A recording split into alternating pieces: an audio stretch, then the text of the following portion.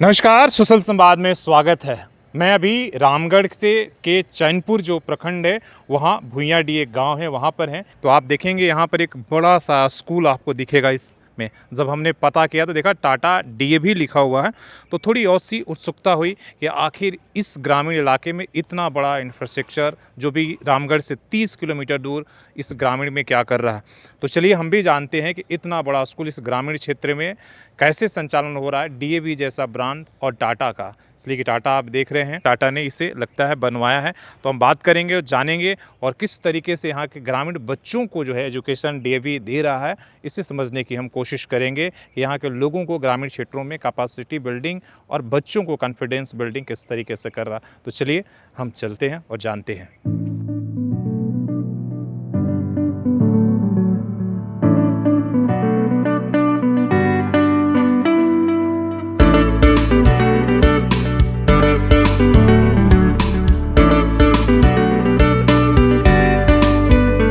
नमस्कार, सुशल संवाद में स्वागत है। मैं शशि भूषण।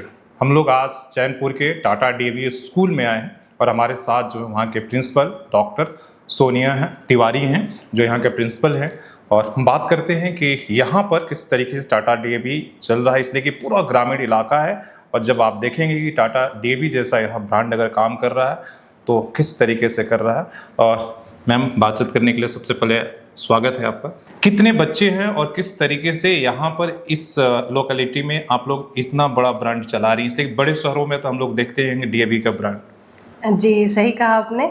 इस सुदूर एरिया में जो कि रामगढ़ से 30 किलोमीटर अप्रॉक्स पड़ता है, यहाँ पर डीएवी टाटा डीएवी ने जो इंफ्रास्ट्रक्चर हमने बनाया है और जो हम सुविधाएं दे रहे हैं, शायद ये आसपास के किसी शहरी इलाके में भी हम ना दे पाए। और ग्रामीण लोगों से और गाँवों से जुड़ा हुआ ये इलाका है।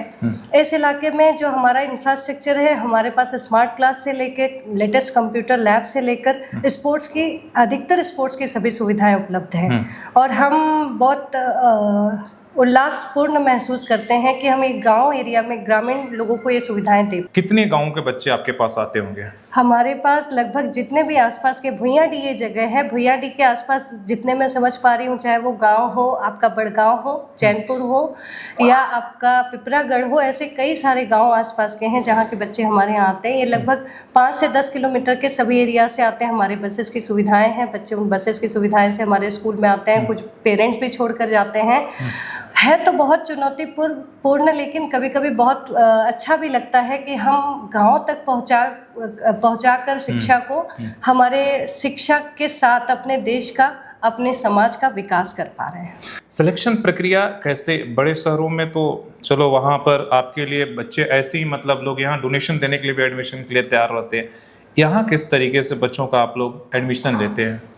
जी, यहाँ हमारा जो एडमिशन का प्रोसेस है, हम एडमिशन का टेस्ट ऑर्गेनाइज करते हैं, पर्टिकुलर डे उसके लिए डिसाइड करते हैं और उसके बाद हम एडमिशन लेते हैं। पढ़ने की जिन्हें ज़रूरत भी है और गवर्नमेंट ने ऐसे भी आरटीई कहा तो उसको लेकर भी तो ध्यान रखना होता है। वही चैलेंजेस है आपके पास? जी, आरटीई को लेकर काफ़ी चैलेंजेस है, पर उन चैलेंजेस को जो भी गवर्नमेंट के नॉर्म्स कहते हैं, डीएवी सीएमसी का नॉर्म्स कहता है, उन सभी प्रोटोकॉल्स और नॉर्म्स को हम फॉलो करते हुए हम समाज में अपना योगदान देते हैं। फी को लेकर किस तरीके से, क्या फीस स्ट्रक्चर में भी जो बड़े शहरों की तुलना में यहाँ बहुत कम रहता है? जी, यहाँ मैं बताना चाहूँगी, जो फी स्ट्रक्चर यहाँ रखा गया है वो यहाँ के लोकल एरिया को देखकर रखा गया है और उसी के अकॉर्डिंग यहाँ पे फी स्ट्रक्चर है। उसी के साथ जो वीकर सेक्शन है या जो आरटीई का नियम कहता है, हम उसको भी फॉलो करते हैं और फॉलो कर काम करते हैं।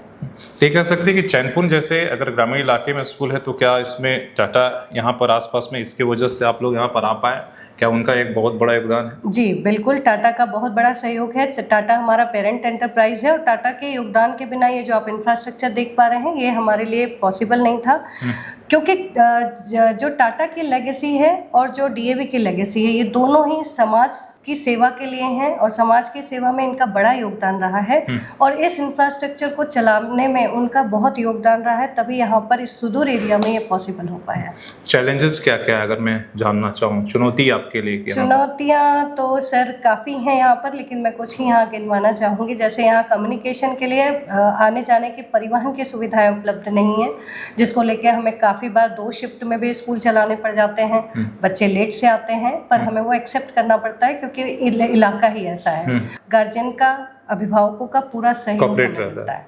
और सहयोग के साथ हम इंटरनेट और वाईफाई के सब यहाँ पर आ जाता हाँ, इंटरनेट और वाईफाई पूरी तरीके से अपडेटेड हमारी लैब है, पूरी तरीके से काम करता है। और जो जहाँ पे कुछ असुविधाएं थी वो हमें टाटा ने देकर उन सुविधाओं को पूर्ण किया है। इस वजह से भी हम यहाँ पर स्कूल अच्छे से चला पा रहे हैं। Thank you.